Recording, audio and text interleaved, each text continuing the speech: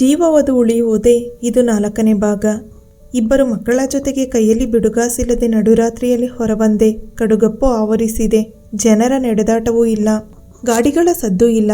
ಕತ್ತಲಲ್ಲಿ ಮಕ್ಕಳೊಂದಿಗೆ ಎಲ್ಲಿ ಹೋಗುವುದೋ ಏನು ಮಾಡುವುದು ಒಂದೂ ಗೊತ್ತಾಗುತ್ತಿಲ್ಲ.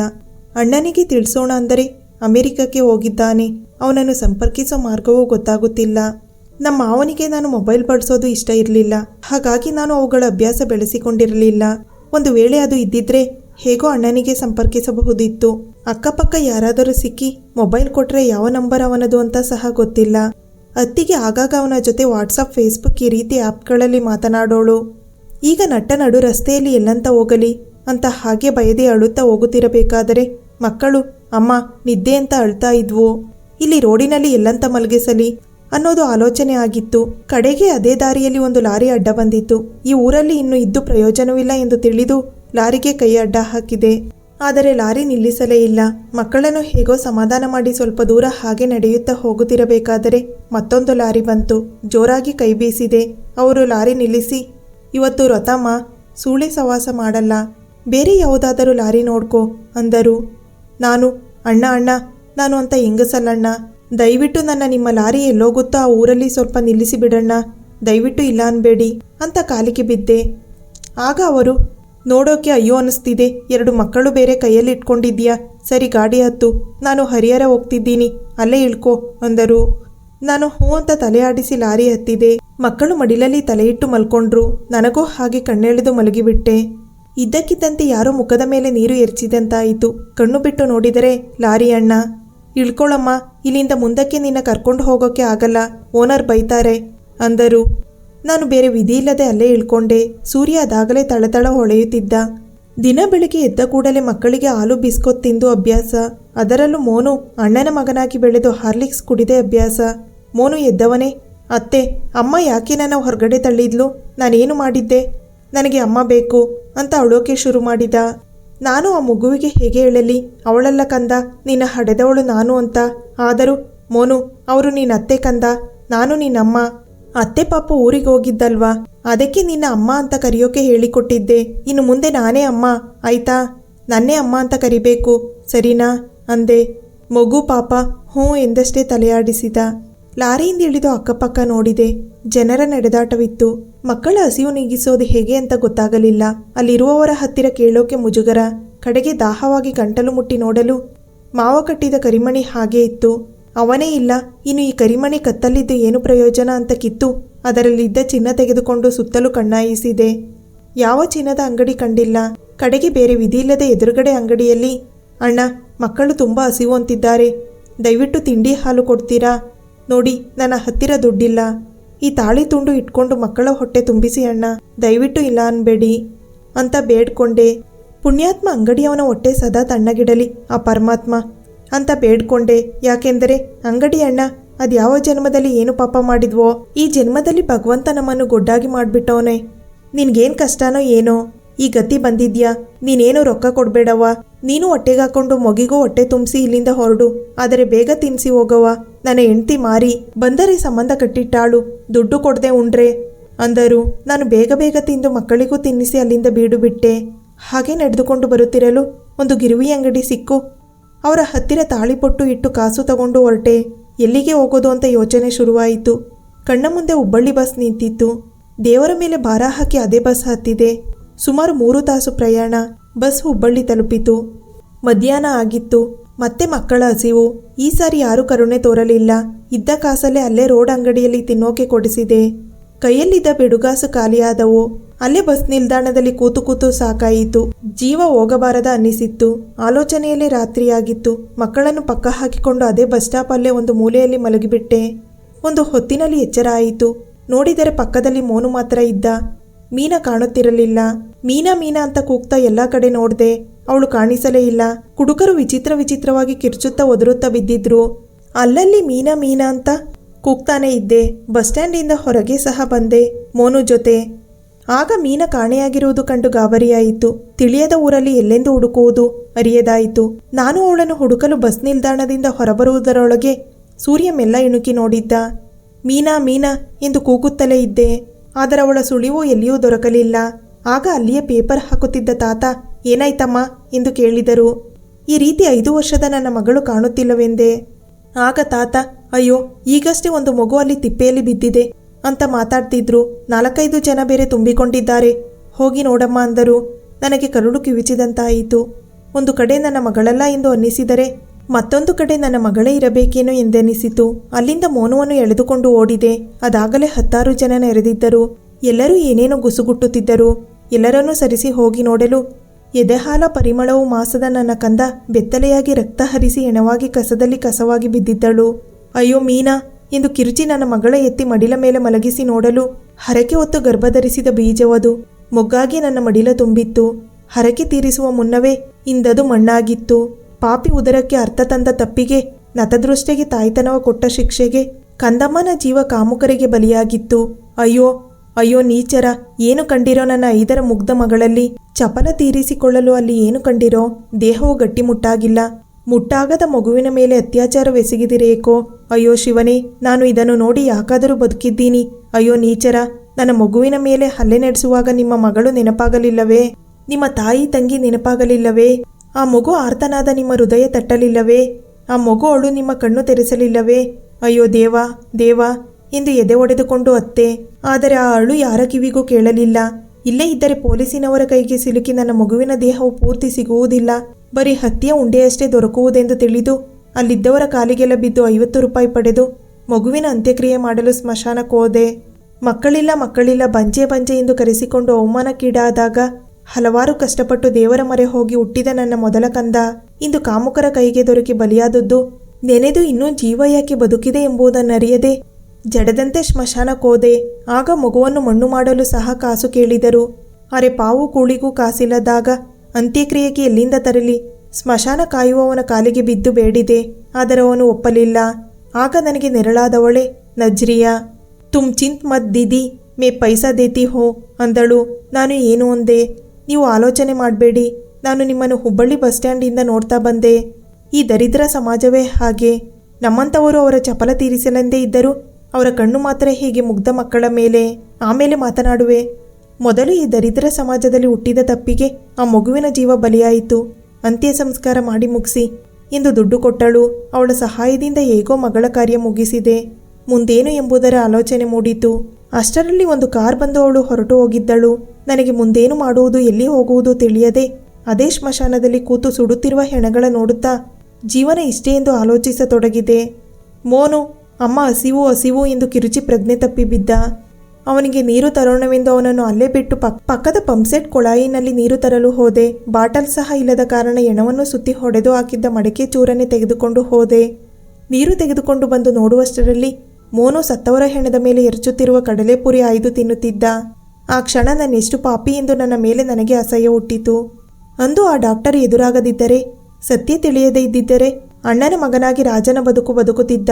ಆದರಿಂದು ನನ್ನ ಮಗ ಎಂದು ತಿಳಿದ ತಪ್ಪಿಗೆ ನನ್ನ ಮಗನ ಪಾಲಿಗೆ ದೊರೆತದ್ದು ಆ ಕಡಲೆಪುರಿ. ಉಕ್ಕಿ ಬಂದ ದುಃಖವ ಮರೆಮಾಚಿ ಅವನನ್ನು ಅಲ್ಲಿಂದ ಎಬ್ಬರಿಸಿ ನೀರು ಕುಡಿಸಿ ಜೋರಾಗಿ ಅಳತೊಡಗಿದೆ ಅವನನ್ನು ತಬ್ಬಿ. ಆಗ ಎದುರಾದ ಸ್ಮಶಾನ ಕಾಯುವ ರಾಮಣ್ಣ, ಯಾಕಮ್ಮ ನಿನಗೆ ಹಿಂದೆ ಮುಂದೆ ಇಲ್ಲವೇನು? ಆಗ್ಲಿಂದ ನೋಡ್ತಿದ್ದೀನಿ, ಒಳ್ಳೆ ಮನೆ ಹುಡುಗಿ ಥರನೇ ಇದೆಯಾ ಆದರೆ ಅಂದರು. ಆಗ ನಾನು ನನ್ನ ಜೀವನದಲ್ಲಿ ನಡೆದ ಎಲ್ಲವನ್ನೂ ವಿವರಿಸಿದೆ. ನನ್ನ ಕತೆ ಕೇಳಿ ನಿನಗೆ ಅಭ್ಯಂತರ ಇಲ್ಲ ಅಂದರೆ ಇಲ್ಲೇ ನನ್ನ ಜೊತೆ ಕೆಲಸ ಮಾಡ್ಕೊಂಡಿರಮ್ಮ, ನನ್ನ ತಂಗಿ ಅಂತ ಹೇಳ್ಕೊತೀನಿ ಅಂದರು. ಆ ಕ್ಷಣ ದೇವರು ನನ್ನ ಪಾಲಿಗಿದ್ದಾನೆ ಎಂದನಿಸಿ ಹೋಗುಟ್ಟಿದೆ.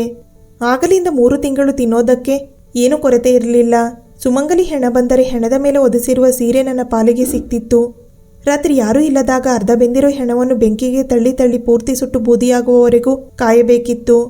ಪ್ರಾರಂಭದಲ್ಲಿ ಭಯ ಆಗೋದು, ಆಮೇಲೆ ಹೊರಗಿರುವ ಜೀವವುಳ್ಳ ನರರಾಕ್ಷಸರಿಗಿಂತ ಇಲ್ಲಿ ಜಡವಾಗಿರುವ ಹೆಣಗಳೇ ಮೇಲೆಂದೆನಿಸಿತು. ರಾಮಣ್ಣ ಮೋನುವನ್ನು ಸಹ ತುಂಬ ಚೆನ್ನಾಗಿ ನೋಡಿಕೊಳ್ಳುತ್ತಿದ್ದರು. ನನ್ನ ದುರಾದೃಷ್ಟ, ನಾನು ಕಾಲಿಟ್ಟ ಗಳಿಗೆ ಏನೋ ಒಂದು ದಿನ ಅತಿಯಾದ ಕುಡಿತದಿಂದ ರಾಮಣ್ಣ ಹೃದಯಘಾತವಾಗಿ ಸತ್ತಿದ್ದ. ಅವನ ನಂತರ ಅಲ್ಲಿ ಸ್ಮಶಾನ ಕಾಯಲು ಬಂದವ ನನಗೆ ಆಶ್ರಯ ನೀಡಲಿಲ್ಲ.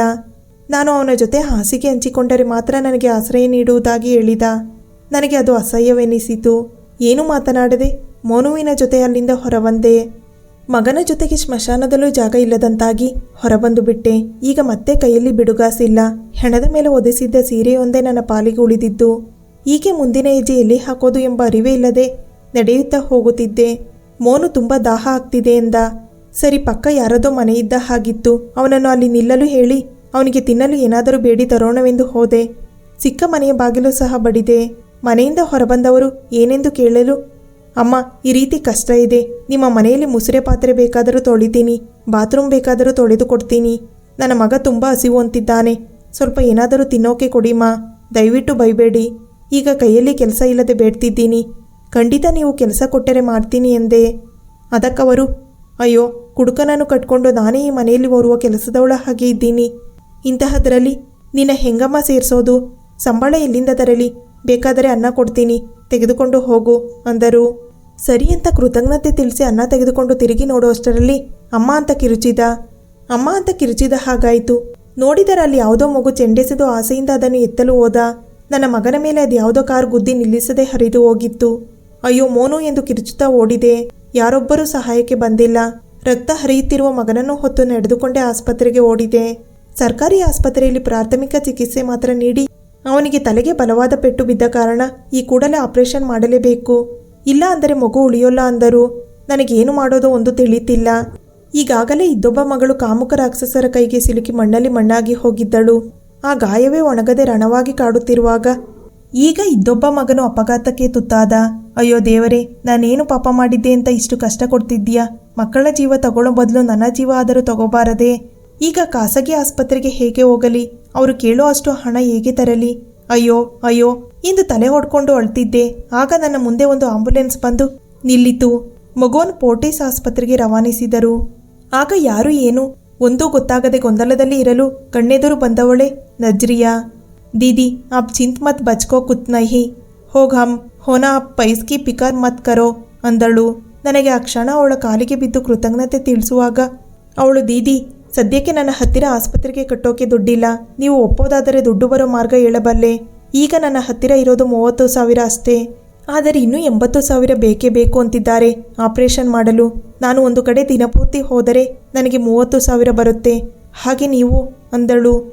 ಯಾವುದೋ ದೊಡ್ಡ ಕೆಲಸ ಇರಬೇಕೆಂದುಕೊಂಡು, ಹೇಳಿ, ನನ್ನ ಜೀವ ಕೊಟ್ಟಾದರೂ ನನ್ನ ಮಗನನ್ನು ಉಳಿಸ್ತೀನಿ. ಇವತ್ತಲ್ಲ ನಾಳೆ ಅವನನ್ನು ನನ್ನ ಅಣ್ಣನಿಗೆ ನಾನು ಒಪ್ಪಿಸಲೇಬೇಕು. ದಯವಿಟ್ಟು ಹೇಳಿ ಪ್ಲೀಸ್ ಅಂದೆ. ಅದಕ್ಕವಳು ಬಾತ್ರಲ್ ಅಂದಳು. ಕ್ಷಣ ಉಸಿರು ನಿಂತಂತಾಯಿತು. ಕೋಪ ಬಂದು, ಏನು ಮೈ ಮಾರ್ಕೋಬೇಕಾ? ಆಗಲ್ಲ ಅಂತ ಹೊಲಸು ಕೆಲಸ ಮಾಡಿ ನನ್ನ ಮಗ ಬದುಕಬೇಕು ಅಂದರೆ ಬದುಕೋದೇ ಬೇಡ. ನಾನು ಎಲ್ಲಾದರೂ ಕೆರೆನೋ ಬಾವಿನೋ ಹುಡ್ಕೋತೀನಿ. ನನ್ನ ಮಗ ಸಾಯ್ಲಿ. ಇಂಥ ಹೊಲಸು ಕೆಲಸಕ್ಕೆ ಮಾತ್ರ ನಾನು ಇಳಿಯಲ್ಲ. ಆಗಲ್ಲ ಅಂದೆ. ಆಗ ಆ ಹುಡುಗಿ ಎಂದಳು, ದೀದಿ, ನಾನು ಇಚ್ಛೆಪಟ್ಟು ಈ ವೃತ್ತಿ ಮಾಡ್ತಿದ್ದೀನಿ ಅಂದ್ಕೊಂಡ್ರಾ? ನಹಿ, ನನ್ನ ಹಿಂದೆ ದೊಡ್ಡ ಕಹಾನಿ ಇದೆ.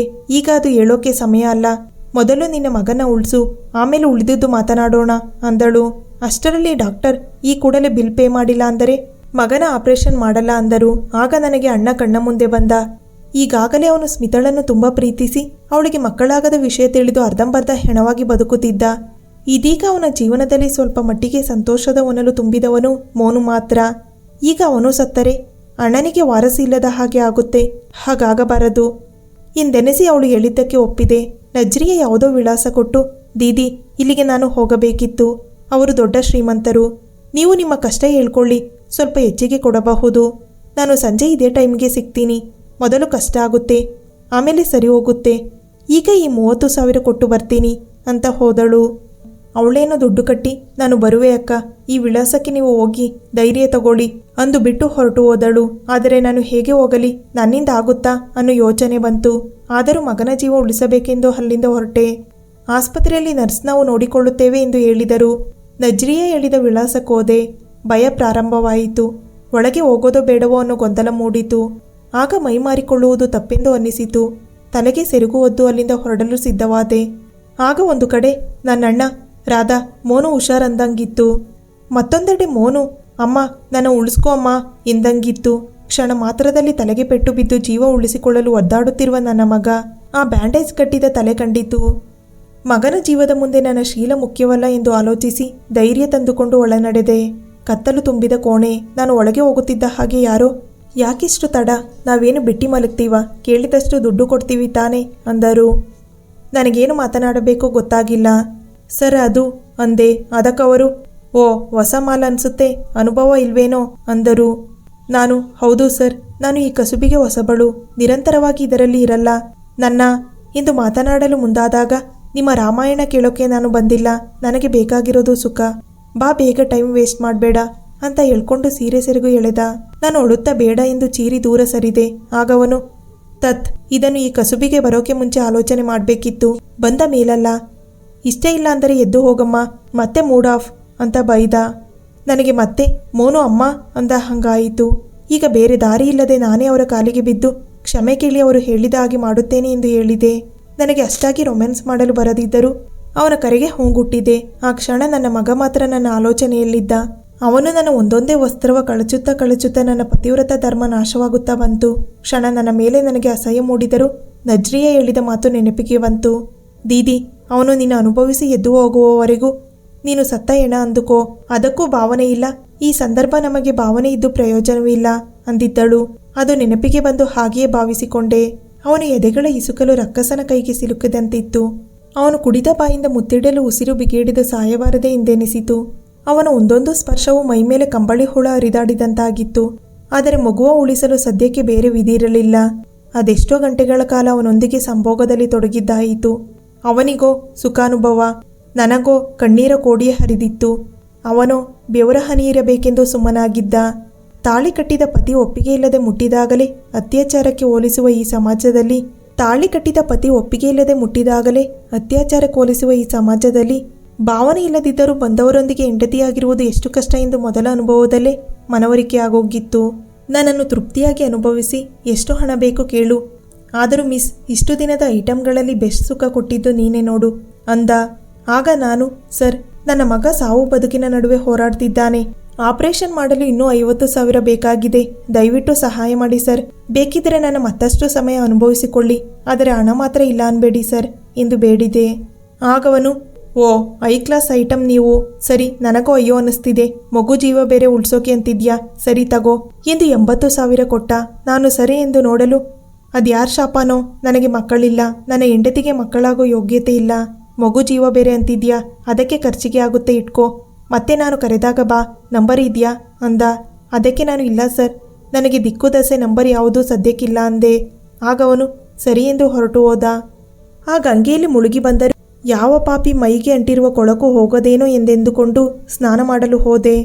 ಮೈ ಮೇಲೆ ನೀರು ಬಿದ್ದಂತೆ ಮೈ ಹುರಿಯಲಾರಂಭಿಸಿತು. ಏನೆಂದು ನೋಡಲು ಅವನು ಪರಚಿದ ಉಗುರಿನ ಗುರುತುಗಳು, ಅಲ್ಲಲ್ಲಿ ಅವನು ಕಚ್ಚಿದ ಜಾಗದಲ್ಲಿ ಗಾಯಗಳು ಎದ್ದು ಕಾಣುತ್ತಿದ್ದವು. ಸತ್ತ ಎಣವೇ. ಇನ್ನು ನಾನು ಎಂದೆಂದಿಗೂ ಎಂದು ನಿರ್ಧರಿಸಿ ಆಸ್ಪತ್ರೆಗೆ ಹೊರಟೆ. ರಾಧಾ ತನ್ನ ಮಗನನ್ನು ಉಳಿಸಿಕೊಂಡಳೆ. ಅವಳ ಮುಂದಿನ ಜೀವನ ಏನಾಗುವುದು ತಿಳಿಯೋಣ ಕೊನೆಯ ಸಂಚಿಕೆಯಲ್ಲಿ.